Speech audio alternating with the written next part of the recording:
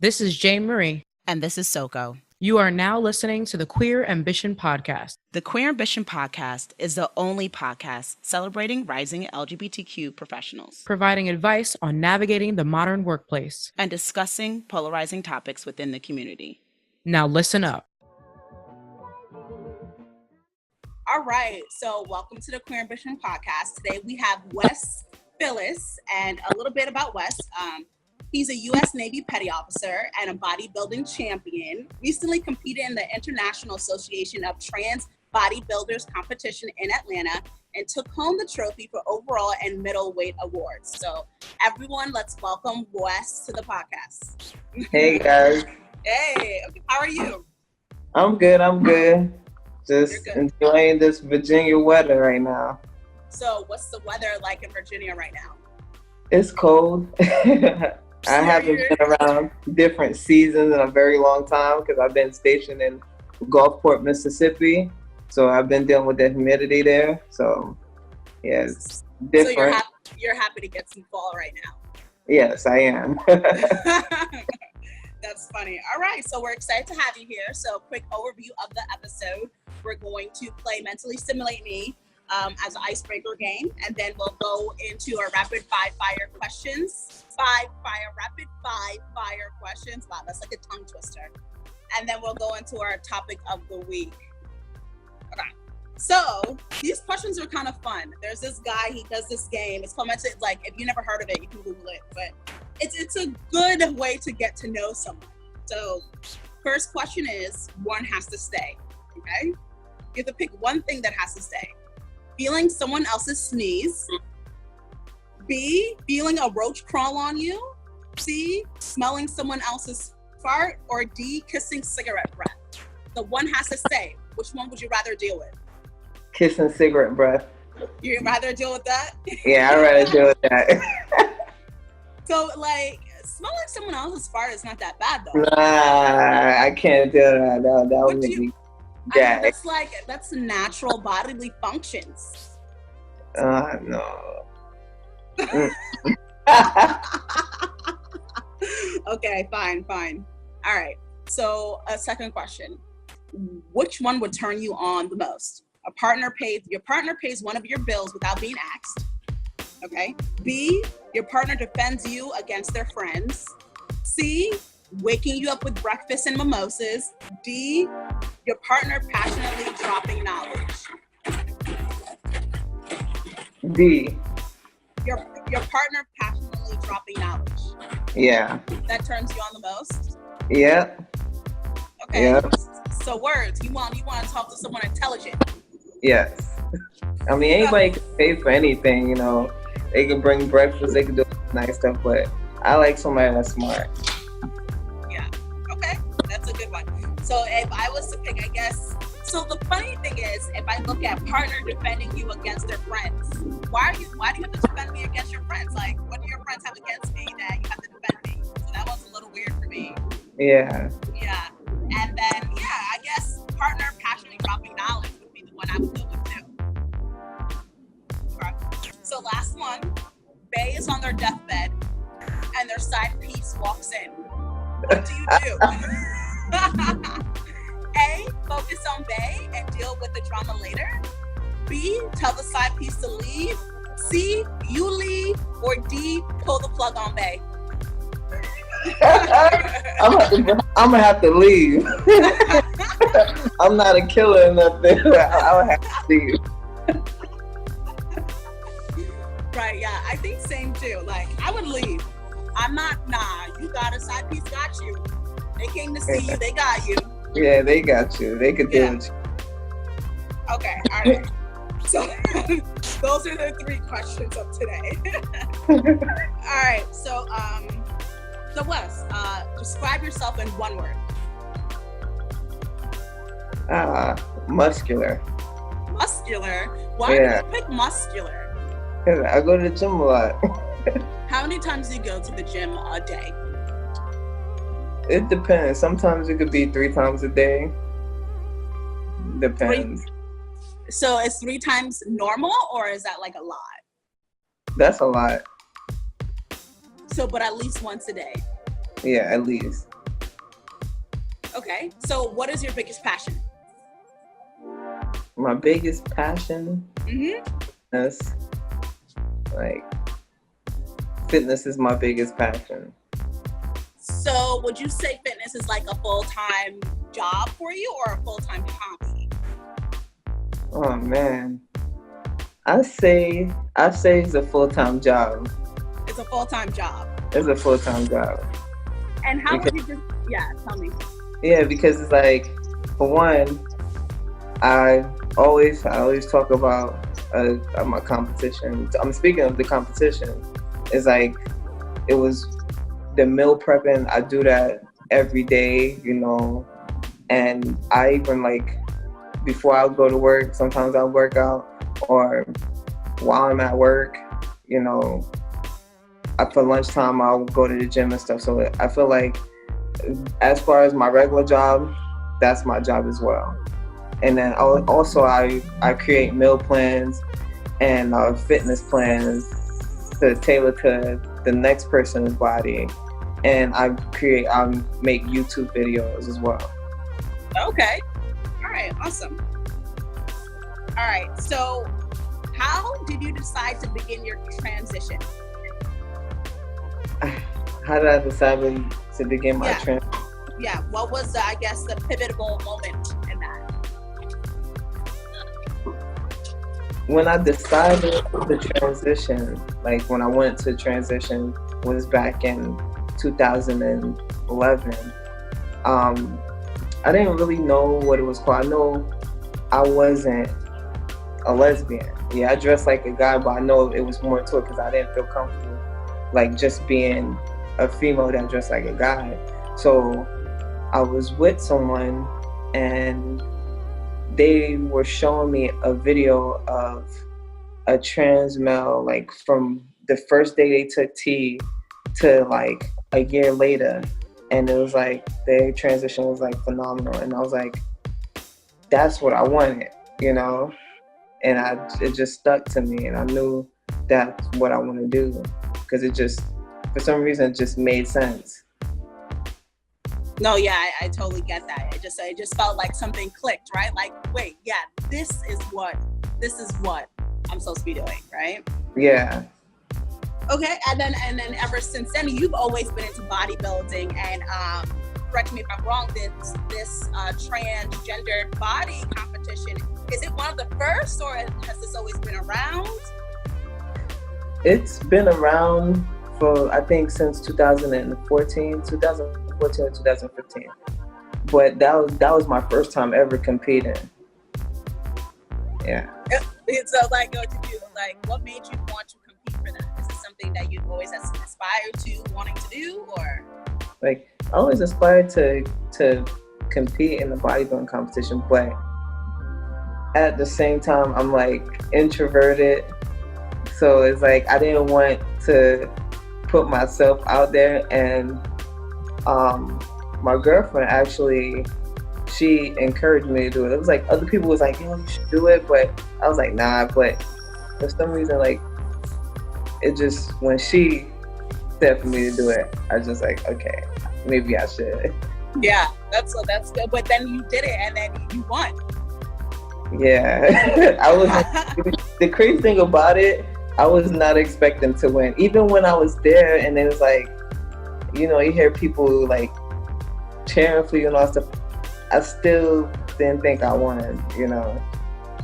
I didn't think I was gonna win.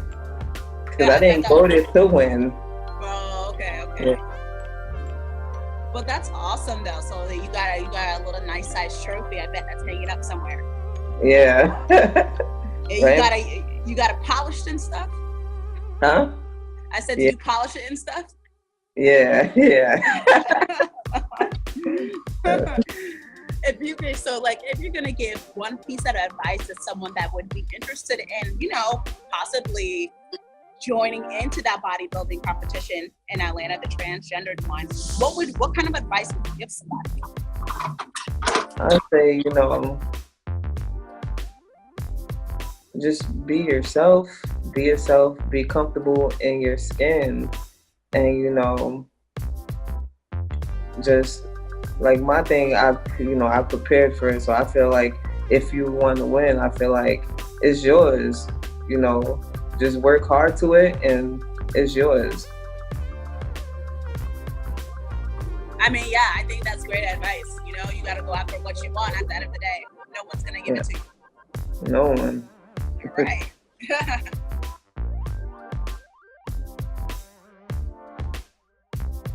All right, so hot topic of the week. Kind of just want to discuss this whole thing where, Trump administration once again, and this whole definition of what they're defining as gender. So basically, New York Times put out an article starting with the Trump administration is considering narrowly defining gender as a biological, immutable condition determined by genitalia at birth. So basically saying it's what you are at birth or before birth, male or female. There's no other gender but that, right? So by default, transgenders kind of fall nowhere in that line, because if you're going to say defined by birth, but then you decide to transition and now you consider yourself a male, the government is still going to say you are a female, which is problematic, right? Yeah. I mean, it's already hard enough, but so saying that, and you are so give me your exact title of what you do. You're a U.S. Navy petty officer. Yes. Okay. And what does that consist of? That consists of me being part of the, of course, the military. And, I'm transitioning in the military, so it's like, it's conflicting, Yeah, I mean, it's super conflicting. So I'm guessing like these are the people that you kind of work for, right? Yeah. And they keep this administration and this government keeps doing things that kind of go against who you are, but at the same time, they're the people who pay your paycheck. Like, how do you balance that? I just try to keep my head on a swivel. Because it's like, it's just crazy, because it's like it's like they say that, and then the policy is like, it's totally different. So it's like, there's no balance, because it's like, okay, they say that, but there's no law that changed that, because it's a long process for them to even stop that process for them to stop that policy. So it's like the policy is still in effect, but whatever law they might come up with is really don't have any regards to that, Yeah, I guess I see what you're saying. So how long have you been in part of the government for? I've been in for 5 years. So were you transitioning while you've been doing it this whole time, 5 years? Not the whole time. Because the policy just came in effect I think last year. So when they started allowing people to transition in the military, when they started allowing transgender to join the military, it was last year. All right. So, okay. So personal opinion from what you think. What do you think the Trump administration why are they so against allowing transgenders to do anything? Why is it always do you think it's a purposeful attack on transgenders, or just a lack of understanding and education that these rules and regulations that they're trying to come up with are impacting them as a side effect? It's impacting them because, like you said, there's a lack of education and they don't understand this. So it's impacting them because they feel like it's affecting their religious belief or whatever, whatnot. So because they can't really control it, they want to abolish it. Yeah, so I get. Mm-hmm. It's like with a lot of stuff,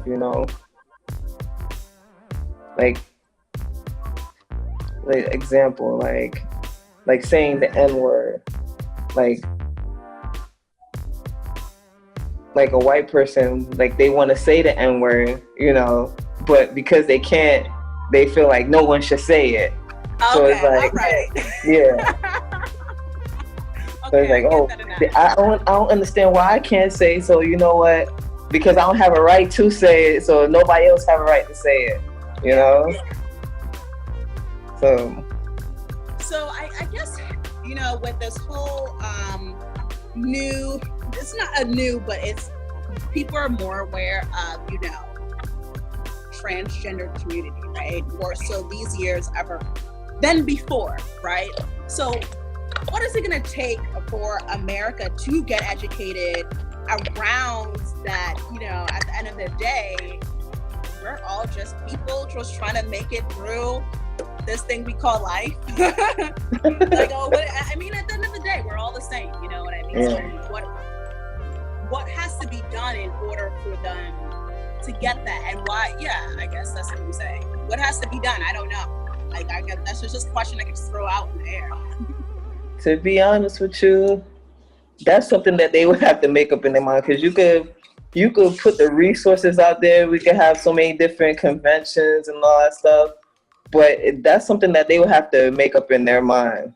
Like, that's like saying Black Lives Matter, and why should you tell a human that human lives matter, you know? So I feel like that's something they would have to make up in their mind, man. Yeah. So do you so like with all these laws, whatever policies that are passed, do you think it'd be helpful to, like, I think personally it'd be helpful to get more people, you know, I mean, all aspects of life to be more politically influential, right? You see that new movement now where, you know, we have everybody trying to have a seat at the table, basically. And I think that's one of the ways that we'll be able to actually have a say in things, because we need a seat at that table. We do. In order for them to understand and kind of see from someone who's sitting next to them, listen, what you're doing is not right. And this is why, if you don't want to listen, at least like someone's there advocating for it. Yeah. Yeah. I don't know. I would be kind of like, I don't know if I'd be able to work for the government at the same time, like what you're doing. So kudos to you. Like, I would go to work every day like, fuck these people. I'm taking this toilet tissue, like I'm taking everything home. No, I'm just kidding. Yeah, I'm under oath. I can't even say that. I'm just saying, it's hard. I mean, the political climate is just hard out here. So you're voting though, right? Did you vote already, or? I'm voting. Okay. Get that early vote in. Early votes matter. Yeah. I signed a petition, or like they had like a petition on Facebook. So I already signed up for that. But I'm gonna vote, yeah. Definitely. Right. Awesome. Well, so what things do you have come up the pipeline for you? What are you working on? Right now, I'm just working to post more videos on my YouTube channel, Shoulder Rip Fills. And what I want to do is like, I wanted to start a Biggest Loser challenge for transgender. For the transgender community, I want to start something like that, and I want to attend more transgender conventions and stuff. I want to be more involved in the LGBTQ community. Yeah. Yeah, that's all. So where can people follow you on IG? IG, Shoulder Rip Fills, Shoulder Rip _Fills, or even put in Wes Fills, and you should find me on IG. Right. And then your YouTube channel? Shoulder Rip Fills. All right, consistency is key. Look at that.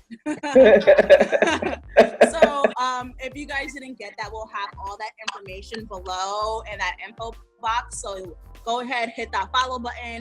Follow Wes's journey. Congrats again on winning that competition. I mean, that's huge, big news. So congrats again. Thank you. And thank you for joining Queer Ambition today. All right. All right. Thank you Thanks. for having me. All right. All Bye. right.